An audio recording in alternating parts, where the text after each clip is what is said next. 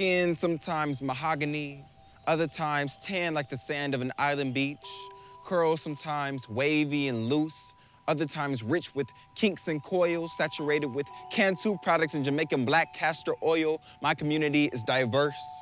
Our diaspora is like an expansive universe of dreams and joy, pain and grief, and hope for a better future. Let me tell you, it's so much more than a stance that I take. There's a bit of my hope in every movement that I make. It's in the silence that I break. My hope is in my art, in the music I create. It's in the poems that I write, in the films I direct, that I address the people that we need to protect to tell them, have hope. And I'm gonna keep on saying it. My tongue won't rest. I'm gonna keep raising my voice with every breath left in my chest. I'm gonna keep using my art to create social unrest. I am a revolutionary, and to that I confess. None of this country's structures could arrest my hope, my dreams, my pain, my grief, or my joy. Through it all, I remain a young, gifted Black boy with so much more to say and so much more to create in order to pave the way for the future I envision. Radical empathy and healing is my mission, and it's through my art that both shall be.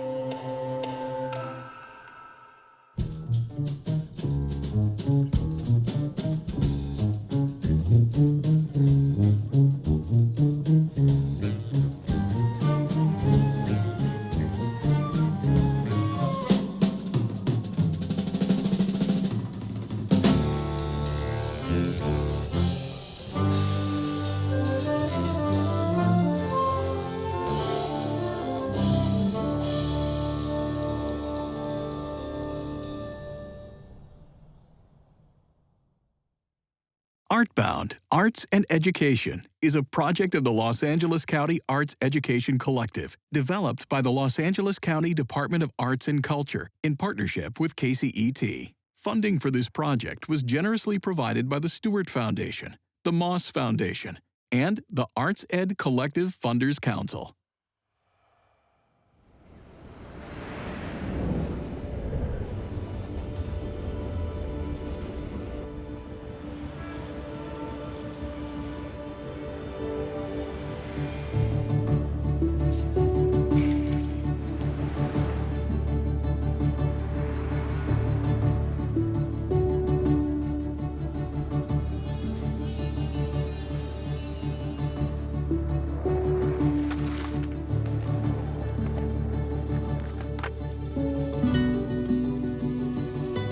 Art is magic.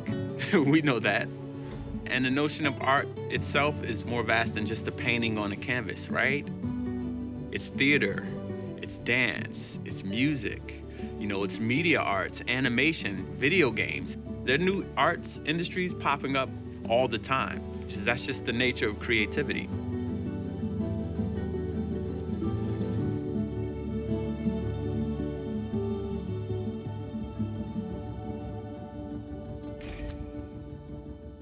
Arts and culture is uniquely poised to help us bridge communities, to help us learn more about each other, and to help us have a greater sense of inclusion and belonging in the world. So given all of that, it's really important that we see the role of arts and culture and that it fully reflect all the diverse humanity that we have in Los Angeles County.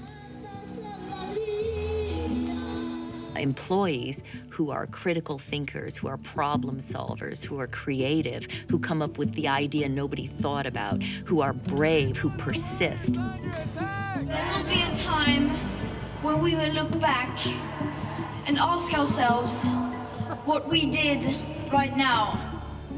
The artistic process is like the scientific process of inquiry. It's you kind of try something, you fail, you try again. More than 30 biotech and pharmaceutical companies around the world are racing to develop a safe COVID-19 vaccine.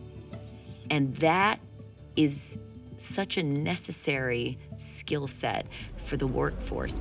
The first Mars exploration rover was launched. In 2012, NASA launched a larger and more technological... In the summer of 2020, the rover Perseverance will join its predecessors on the Red Planet. Applicant indicates shoot deployed. Touchdown confirmed. Perseverance safely on the surface of Mars. I work here at NASA Jet Propulsion Laboratory as a software systems designer for the ground system for the Mars 2020 mission. And I'm also a practicing artist. JPL, as an aerospace organization, is particularly creative. The culture that is really valued is that people with a diversity of backgrounds, expertise, and ways of thinking come together to solve a new and novel problem. Growing up, I was a very shy and awkward child, and performing as well as making drawings and paintings, it was a really helpful way for me to feel understood. One of the main skills that I learned in art school especially was that being an artist is about having a concept and then finding whatever means necessary to accomplish that concept, acquiring new skill sets, and being extremely versatile in how I imagine, develop, and accomplish a particular idea. And I found that that has been invaluable to my work here at JPL.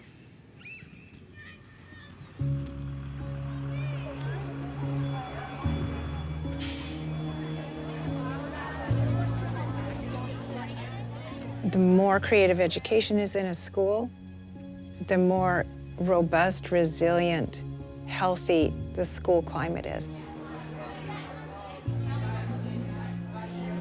We can measure how many students don't drop out, how many students go on to accept the challenge of higher level classes.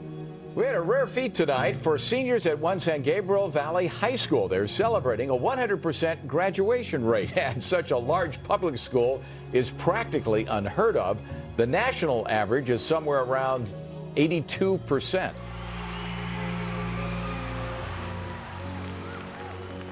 The benefits are immense.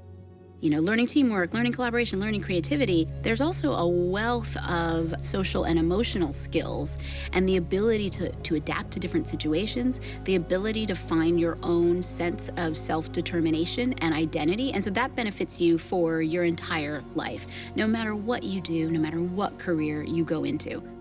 Unfortunately, there are a lot of barriers today to students having access to arts education. Only 39% of students in California were enrolled in an arts course, compared to even next door in Arizona, over 68%, or you go into the South, North Carolina and other states, it's over 70% of students.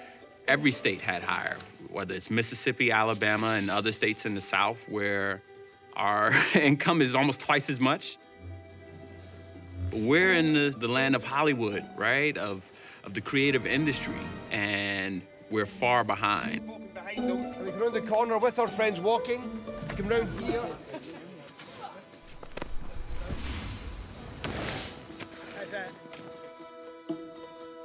Consistently, we see African American, Latino, and Native American boys having the lowest graduation rates, highest dropout rates, highest suspension rates, and our tendency has been to sort of blame them as being the problem. Racial disparity in academic achievement remains one of the leading problems in American education. Saying that they don't value education enough, saying that they don't work hard enough, and essentially pathologizing these young men. What we are missing out on is that oftentimes, many of these young boys are coming to us saying that I have ways of expressing myself, I have ways of thinking about the world, I have ways of using spoken word, creative expression that tells you that I can do school, but you have to let me do school in a little bit of a different and dynamic way.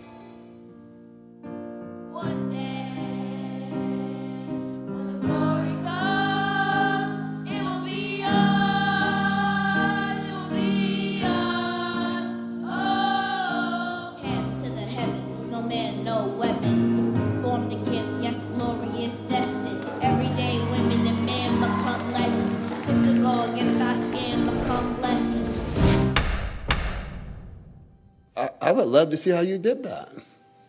I went to school. I can analyze a budget. I'd like to know how you got to $500 million. Did you just pull that out of the air? Folks who are making decisions around budgets or school systems have thought that the arts were just a nice to have, or that the arts were just something for the elite or for those who could afford it.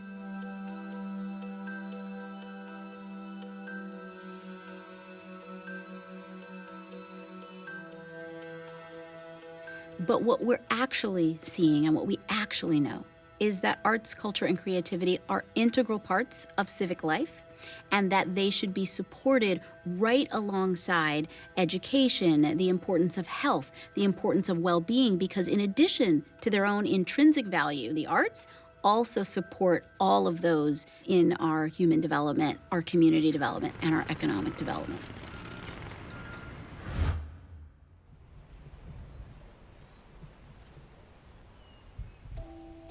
I can only write this poem once, make no edits. If my writing gets lost in translations, I'll make no edits. If my tongue rolls its R's, forgets to hide the thick accent of mine, I'll make no edits. I can only teach this tongue to never separate the roots from the earth. Al no separar la raíz de la tierra, I'm starting to feel foreign to a language spoken in a small village down the hills of Totonicapan, Guatemala, where on Saturdays, Vicente Fernandez was our savior and Inglés Sin Barreras wasn't in the picture. The combination of Spanish and Quiché was a harmony never questioned when spoken. El ritmo de mi lengua es como un trabalenguas, que al escucharlo te angustias, te pierdes y te reencuentras con el tú más profundo. Pero este mundo te hará sentir como un vagabundo sin saber que nosotros cosechamos lo perdido para darle fruto a lo que crían muerto, creando nuestro propio destino, cruzando fronteras, recordando todo en una sola foto, contándole a los santos nuestros más íntimos secretos, listos para recrear todo lo caído. I too want to teach others the way my grandfather taught me, to claim this space as our own and never feel uncomfortable, to remember and paint every white wall with the history of our ancestors, to keep watering our roots, never let mankind break our branches, instead let them bloom. I too want to let myself be strong enough so my future children won't have to bite their tongue and realize that they too can join in harmony to the language never questioned when spoken in a small village down the hills of Totonicapan, Guatemala.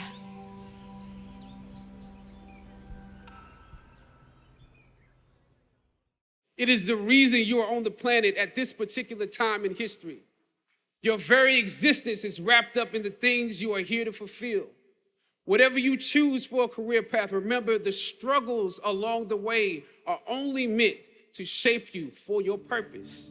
If we think about arts education or even the arts, not as a thing that is produced, but as a method of accessing creativity and of building social emotional well-being, we're leaving so many students, we're leaving them dry. Being able to express with the way one feels. I still believe in that vision where we all come together. The being able to express what a difference is, the being able to express opinions and ideas and emotions. Because history happens when we answer the great call of Dr. King, what are we doing for others? In the end, the arts are fundamentally that piece of communication. They're tools that could be super useful in terms of engaging people together. We see social emotional learning curricula use a lot of things from theater, use a lot of things from performance, you know, and movement and dance to engage that. I know that arts education saved my life. When you're growing up in the inner city, and you're in the hood, there's trauma on a daily basis. Even if it's not in your immediate family, it's down the street from you.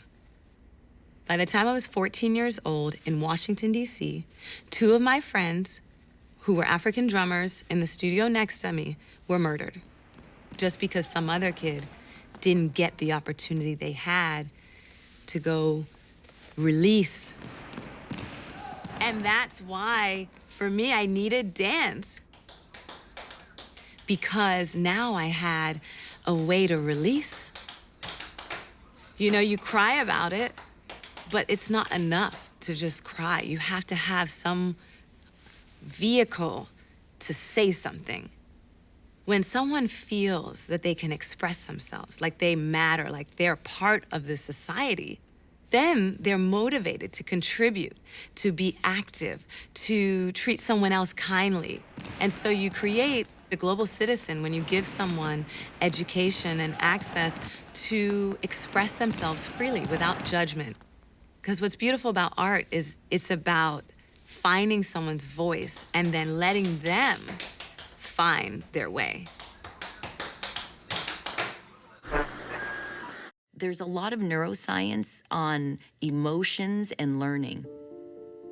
Students aren't even learning unless they're emotionally engaged in the content. It doesn't matter what the content is. And arts education has been proven to have an emotional power. If you integrate the arts into math and social science and history. It's the Apollos. If you really want to make a lasting change, it's going to take a lot of work. Are you really up for all that? Yeah! All right then, Apollos. If this is what you want, and you truly believe we can make this happen, then we need to get to work. It makes the content more engaging. Students make things, they participate in activities, they act out scenes from American history. That's learning. Weight on my shoulders, a bullet in my gun.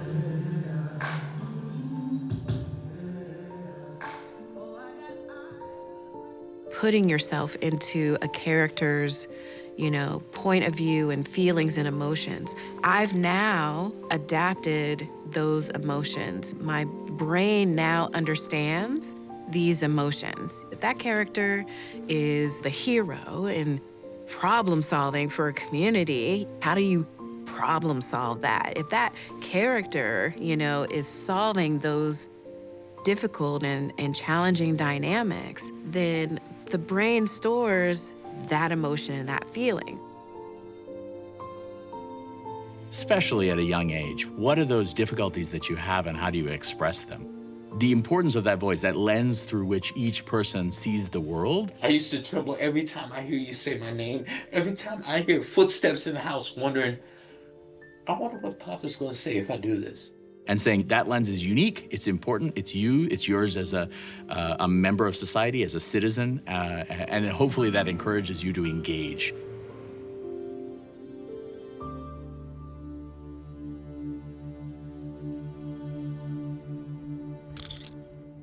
I approach each project as an artist in terms of maybe questions that I'm asking myself at this point. Back to that early 9-year-old Kathy, I was having to write a report on child labor laws. I remember looking at that picture, and it was the young girl at the Carolina Mill. And the photograph made a really large impact on me. I went home and I said, I want to be a documentary photographer. Okay, now a regular portrait, okay? Just standing there. I think that the work from 9 to the current time, there's a through line. And that is fulfilling the curiosity of what photography can do as a language.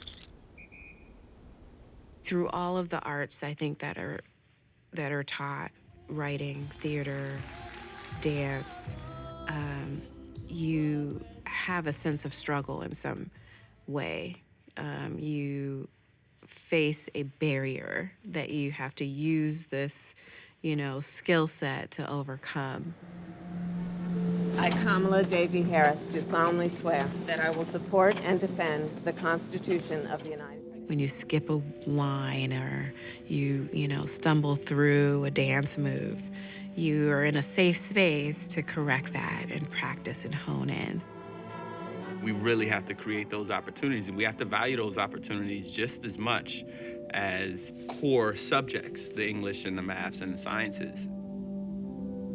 A creative education helps them step out into what they're going to do. It helps them be decision makers that are flexible, that are willing to make well-informed decisions based on being observant, but then also taking into account that they might have missed something and be willing to go back and make a change. Wear a mask, okay? As the information changes, then you have to be flexible enough and humble enough to be able to change how you think about things. It helps them be more delighted by the world around them than if they'd stayed boxed in. One of the things we see in schools across the country is they use the power of a canvas to share their emotions when they're angry, when they're sad, when they're melancholy, or when they're excited. To see that in a regular classroom on a day in, day out basis should be our ultimate goal, because then we allow kids to be themselves, share their emotions, which then can ultimately help them with their learning.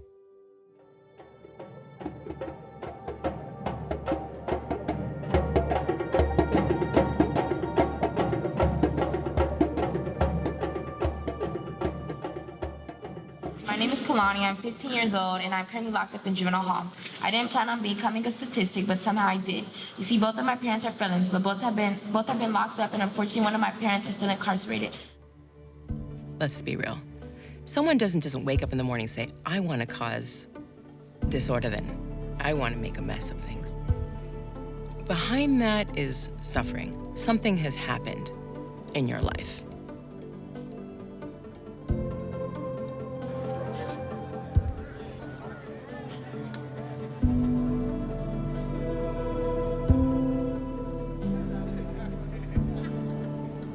I was like on the streets. Like I wasn't like homeless or anything like that, but I was on figure out every day, trying to survive. And it's kind of like a wall I put up because I don't even like, oh, she's soft, you know. I am soft, but I don't even know that. I was so nice and people took advantage of that. A teacher decks a student and the two go altercation between a teacher and student. The scuffle between a school cop and a student gets out of hand. We need to get ahead of the disciplinary issues by actually knowing what kids are going through. And that means having an education where the child can present in school in a way where we get to know them.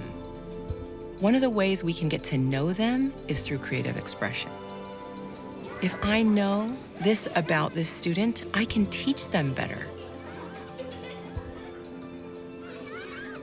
I've seen incredible examples of young people process and digest what's happening in the world around them through art. Inside this old warehouse in South Texas, the U.S. Customs and Border Patrol is keeping hundreds of immigrant children in cages created by metal fencing. The Associated Press detailed conditions inside a Customs and Border Patrol detention center in Clint, Texas, where allegedly 250 infants, children, and teenagers are being held. According to the AP, there's not adequate food, water, or sanitation inside. What does that mean when a child is sitting in their own feces, can't take a shower? None of us would have our children in that position. An example that was really powerful for me was a portrait of a young woman, and it was actually her back. And she's drawing a whole universe. And in the corner of that paper was a little girl in a cage. So she was talking about and really thinking about the young kids at the border who are horrifically mistreated and being put in cages. I've said it before, and I'll say it again. It's not the deed that you do to a child, it's the memory. It's the memory. And I just thought, my God, here's this young person who's, you know, she was super upbeat and super happy, and she just really loved having the experience of creating this artwork, but clearly she's dealing with these major issues. That was such an important reminder of the role that we play in just helping young people process.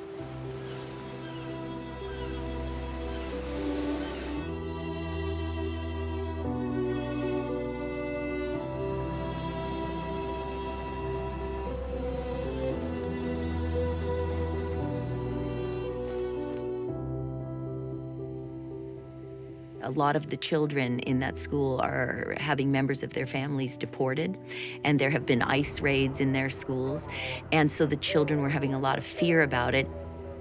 So the dance teacher and the school psychologist came together, they journaled their experiences, and they choreographed a beautiful dance called The Wall.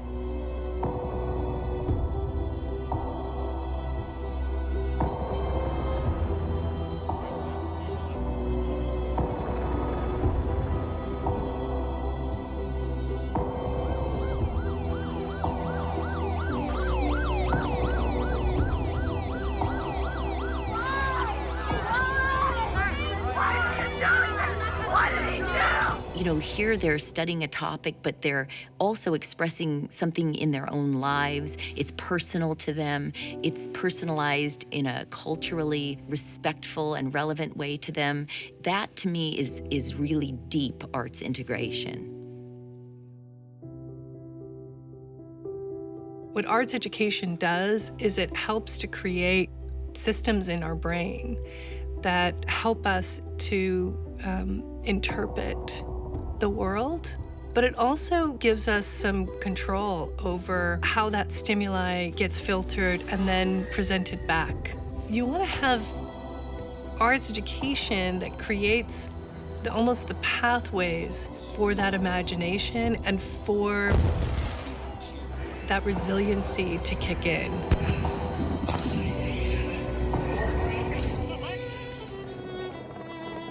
I'm not affecting you, I'm not touching you, I'm not entering your space. Yes, it's in front of you for you to see the realness, for you to see the pain that is so authentic to myself that hopefully you will question, where is it coming from?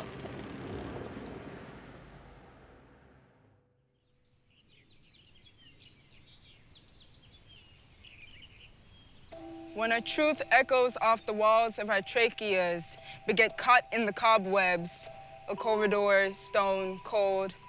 My truth reflects endlessly within itself like a mirror, but rarely breaks the glass to suffer its way into Medusa's ears, a corridor, stone, cold.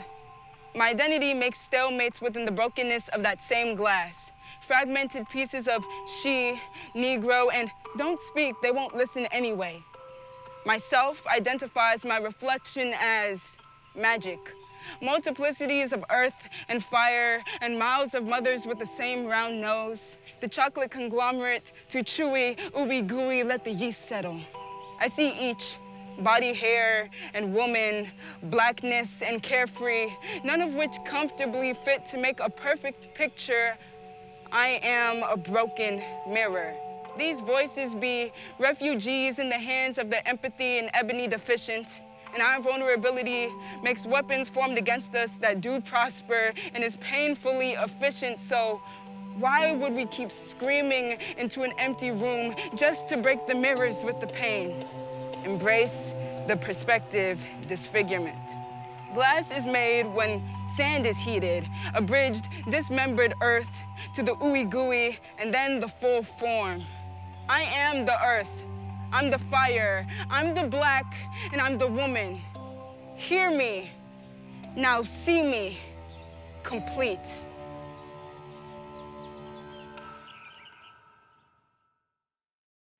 Part of creating a sense of belonging is having creatively and culturally diversified curriculum. Having a student body, having a teaching core, having educational leadership that gets these things. Central tower right here. Where's the central tower? Yes. What might be one of these? If art reflects us as society and reflects our history and knowledge as a culture, when the mirror that's shown to you doesn't allow for your reflection,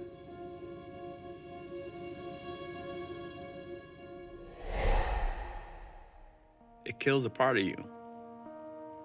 Paulo Freire was a Brazilian educational theorist. He talks about the banking system where you're just putting knowledge into a child's head like a little coin in a piggy bank, versus honoring the knowledge they bring with them to school and growing their knowledge and literacy from there.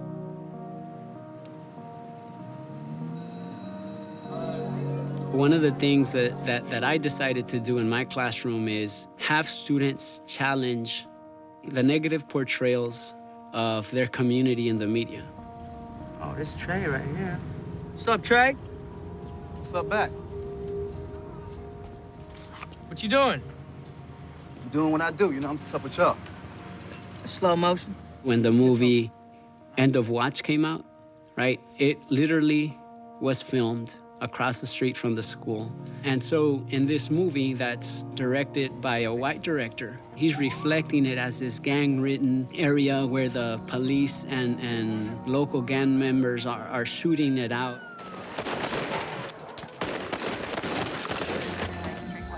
Dude, he's got more bling than the old lady's wedding ring. and there's high-speed chases. When have you seen a high-speed chase, like going through alleys, through the front of your homes? Our educational system is predicated on being able to assess truth from fiction when it comes to language. But what about visual literacy, oral literacy? What about literacy about movement? We are bombarding each other with this media, but we aren't really teaching young people how to decode what might be truth within an image. We started thinking in that critical manner. How do they experience South Central? Right? And what's the story that they want to tell about South Central that's going to counter this negative portrayal? And so when students created their own tortilla projects, they were telling stories of how they experience South Central. That, I think, was a very transformational project where students understood what a negative portrayal was. And again, they took the agency to push back by creating their own counter narratives. Rather than teaching students to kind of duplicate what they're looking at, I wanted them to use arts to develop a social consciousness and to develop creative ways of making changes to the circumstances that aren't necessarily benefiting them in their own community.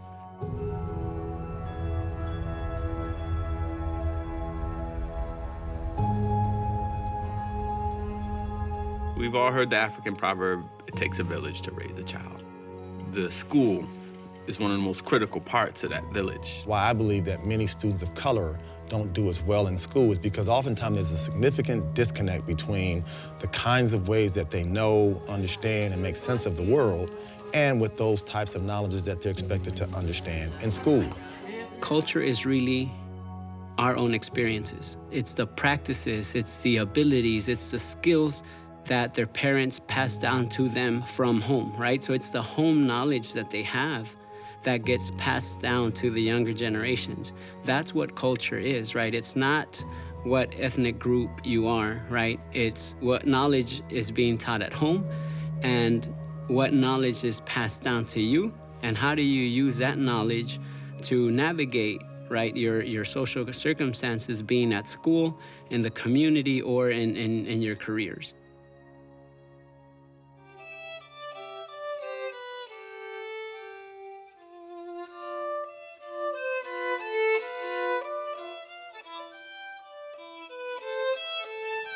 I first started playing a fake violin that my dad made for me out of a Cracker Jack box and a ruler when I was 3.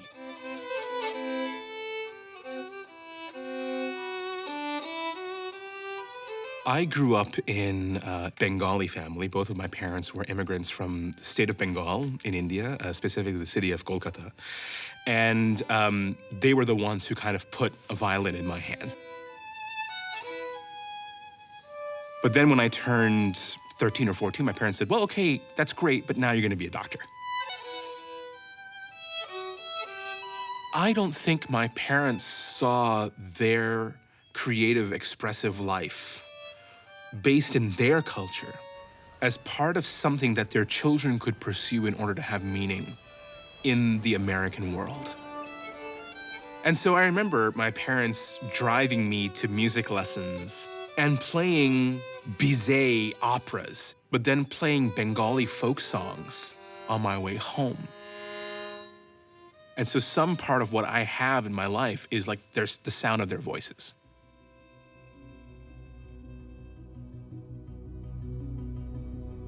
I think it's really important for young people to understand their connection to not only their own humanity, but the humanness of their classmate or their teacher or their friends or their friends' families or even strangers in their neighborhoods. I certainly have spent, 30 years of my life facilitating cross-cultural dialogue, trying to eliminate bias and bigotry and oppression. But I've also noticed that that work is enhanced when we can engage folks at an artistic level. So rather than just have a conversation, it's, well, what if we have a conversation while we are making something together? While we are using the making of an art object or a play or a composition or a poem we can use that as a tool to connect to not only what is my truth and my experiences as an individual, but how can I start to build empathy and compassion for the other people who I'm writing with. One of the original arts education programs of Self-Help Graphics is called the Barrio Mobile Art Studio. And one of the first programs within the Barrio Mobile Art Studio was actually teaching about Day of the Dead and teaching a community that had a cultural connection, but where this wasn't a tradition. And so over time, over the past 47 years, Day of the Dead or Dia de los Muertos has become an LA tradition. And beyond that, it's really become a national and international phenomenon. And so you see this thing that has grown out of, really out of the community, and over time become much more popular and mainstream. And you're now seeing it in school spaces. You know, they have their own altars, or they have their own sort of version of a celebration. And for us, that's a really interesting example of, I think, something that's very culturally affirming, that's very healing, and that has a home in the community space, but that has now found its own space within schools and within classroom settings. I think that every community has no shortage of creativity. But what there is sometimes a shortage of are platforms and programs, systems of acknowledgement. And these are the places where people can be seen and witnessed. And I think a really important function of creating a healthy school community is by making sure your student population is visible and seen. I can't remember not dancing. I can see myself at 3 years old. I challenged my mom about dance classes. I said, Mommy, how am I going to be a great dancer if I don't have class? So I really wanted to study ballet, and things were very segregated in Houston, where I was growing up in the 60s. Finally, the main and the best ballet school opened to Black people. Well, they had one student, it was me. I think it's vital for young people to have accessibility to the arts in their education daily. It's why I opened the Debbie Allen Dance Academy, to fill a void, to have a school that was comprehensive, do ballet and modern and tap and flamenco and Cirque du Soleil technique, and a place where young people's imaginations can really thrive.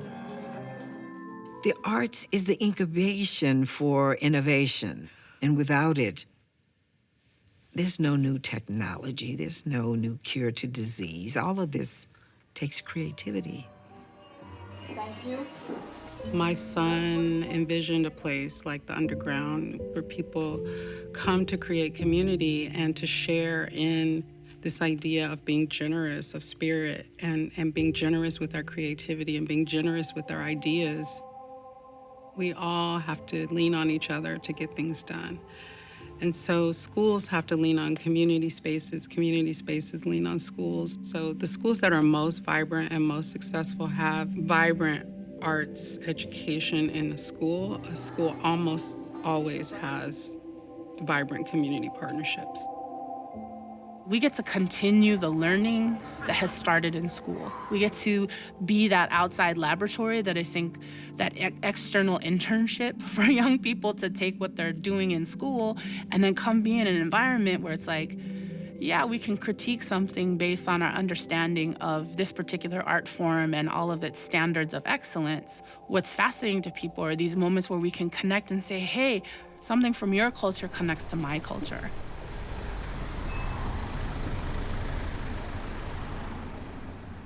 Kogi couldn't have happened, I don't think, in any other city.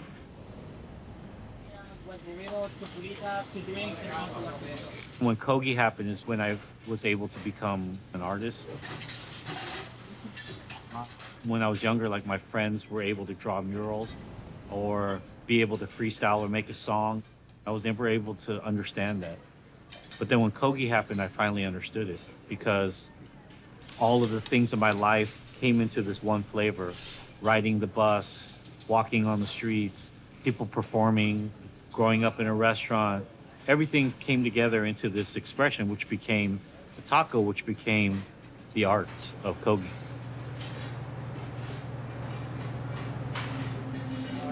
Thanks, y'all. Have a good day. The story of humanity is the story of cultures coming together to survive. And the beauty of arts is cultures come together and create beautiful things. People bring their culture with them wherever they go. My name is Edna Lisbeth Chavez, and I am from South Los Angeles, California, el sur de Los Angeles. And, you know, while code switching might make you more successful in certain fields, when you go home, you still are that person, and you still have those things that bring you joy, that are part of your culture and your lineage. I think it's important for everybody that they share in what makes them who they are.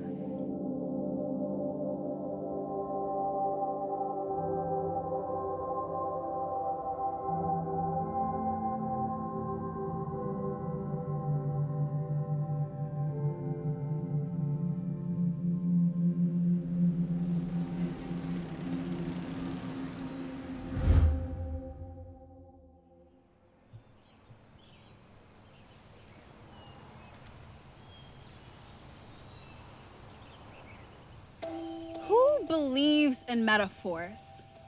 Who even deserves them? Aren't metaphors a luxury? Expensive?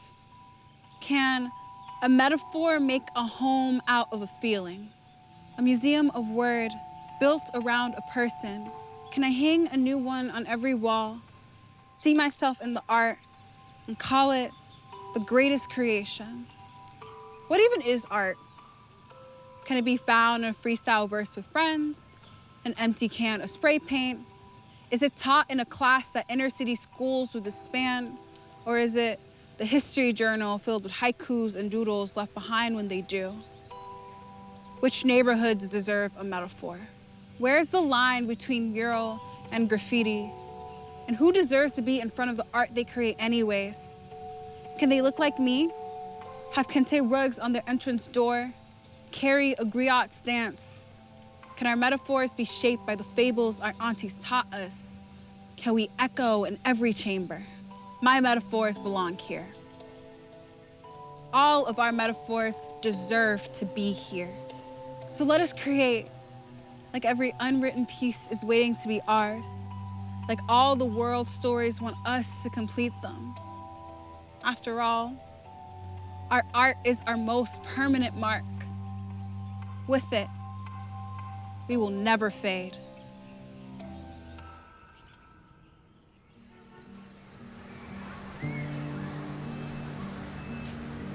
Education is part of that bootstrap that's supposed to be in our American dream that allows you to uplift yourself. Students from lower income backgrounds, students of color, are facing the same barriers when it comes to access to it.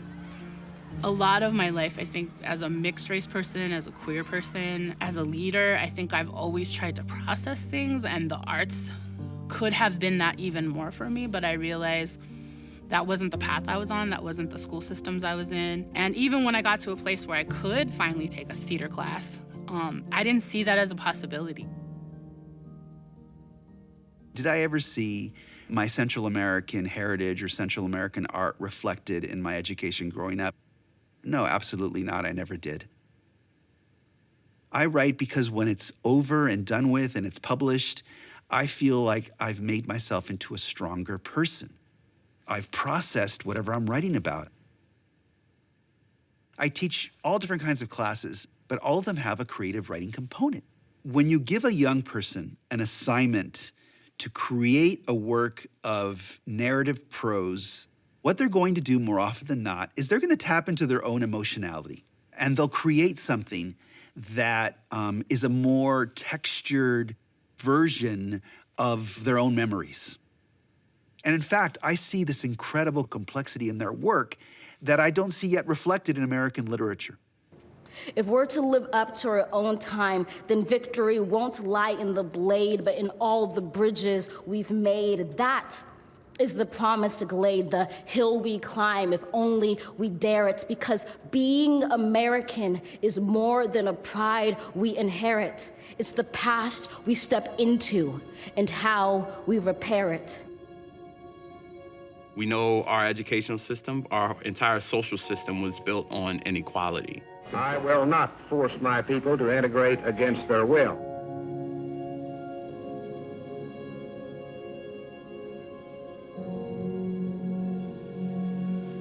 I learned that I was partly responsible for that situation. In the 1940s, in California, if you were of Mexican descent, you were forced into a school with a separate educational system.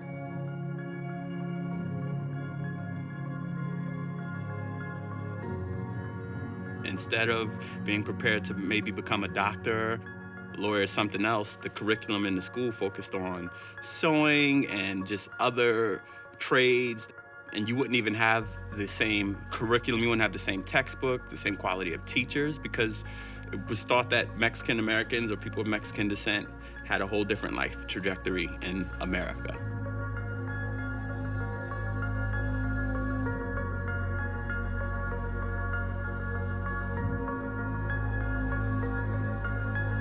That was found to be unconstitutional. That was found to be separate and unequal, and it laid the precedent for Brown versus Board. That was 1954. More than 20,000 students in 5 East LA schools, Lincoln, Wilson, Garfield, Belmont, and Roosevelt, walked out. It was the first major mass protest against racism by Mexican Americans in the history of the United States. Right, over 60 years ago. Where are we now? By the time the students reached the Spring Street steps of City Hall, they numbered close to 1,200 people, according to the LAPD.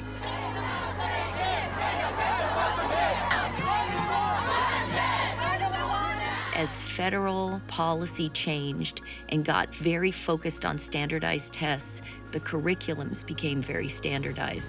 The No Child Left Behind Act sets a clear objective for American education. Every child in every school must be performing at grade level in the basic subjects that are key to all learning, reading and math. Each school site has so many cultures, and oftentimes the standardizing is making so many people invisible. The apparatus of education is failing us right now. The schools are struggling, and I think that has a lot to do with the kind of industrialized concept that they have of moving kids through almost like a factory. There's a saying in education, which is, what's being tested is what's being taught. And so teachers are teaching what they're being evaluated on, which is test scores. And so the things that really bring them joy maybe and bring their kids joy is not being tested, so it gets short shrift. We want to put kids in these proverbial boxes. We want kids to think a certain way, talk a certain way, process a certain way, communicate in the world a certain way, see the world in a certain way. And I think what we have had for years, and I think is becoming more apparent now, is that there are more students who are saying, I don't fit in that box.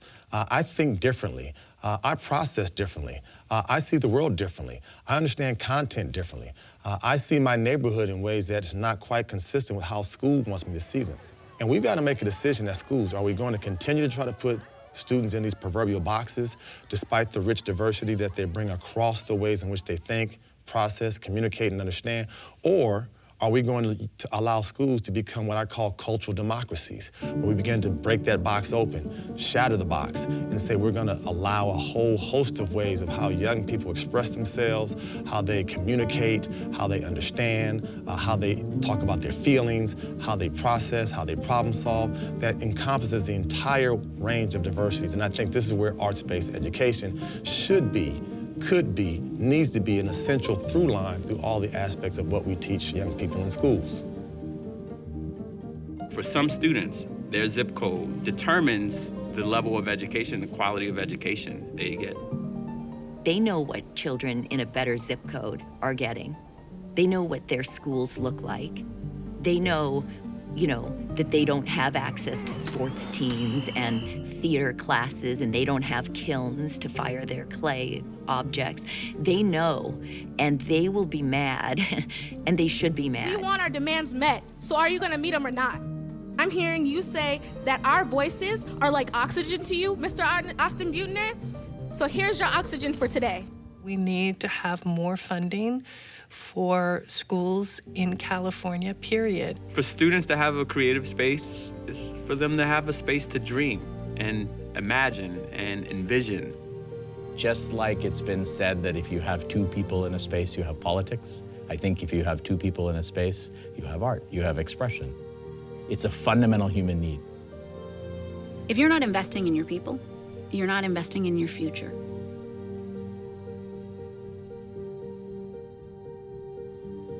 If there's a whole population of students who have faced disinvestment in their communities and they're not able to access jobs, it's not only a loss for them, that's actually millions and millions of dollars of economic output we're leaving on the table. Whether you're thinking of it from an economic lens or thinking of it about the whole development of the child and having opportunities for that social emotional wellness and creative expression, or whether you're thinking about it as supporting greater diversity and belonging at a societal level. All of those are relevant. All of them are important as part of just the health of a democratic society.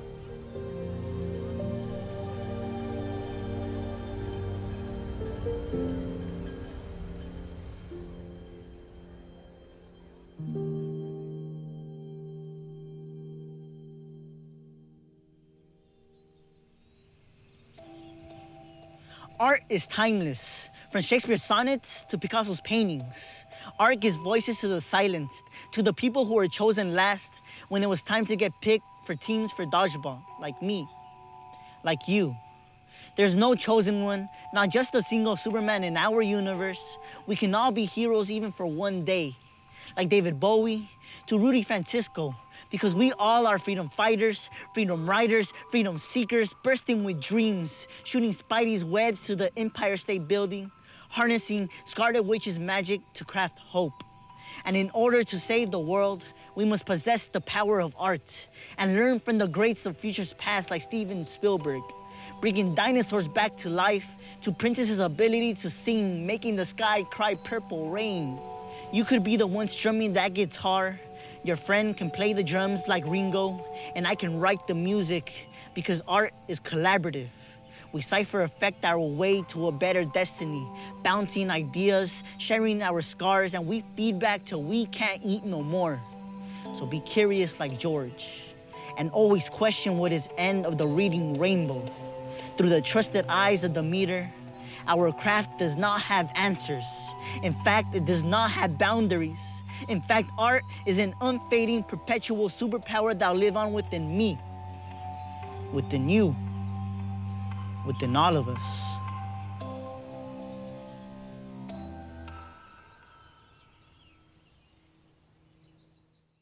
For additional information and resources on arts education, please go to kcet.org/artbound. Do you know what you want to be when you grow up? I want to be an anesthesiologist. I kind of want to be an architect. I want to be a pediatrician when I grow up. In my mind, it's either one of two things, photography or journalism. I also kind of want to be a chef as well. I want to be a video game designer. I haven't chosen my final answer yet. I know that I want to do something that will help my community or will help other people, like people have helped me. Artbound, Arts and Education, is a project of the Los Angeles County Arts Education Collective, developed by the Los Angeles County Department of Arts and Culture in partnership with KCET. Funding for this project was generously provided by the Stewart Foundation, the Moss Foundation, and the Arts Ed Collective Funders Council.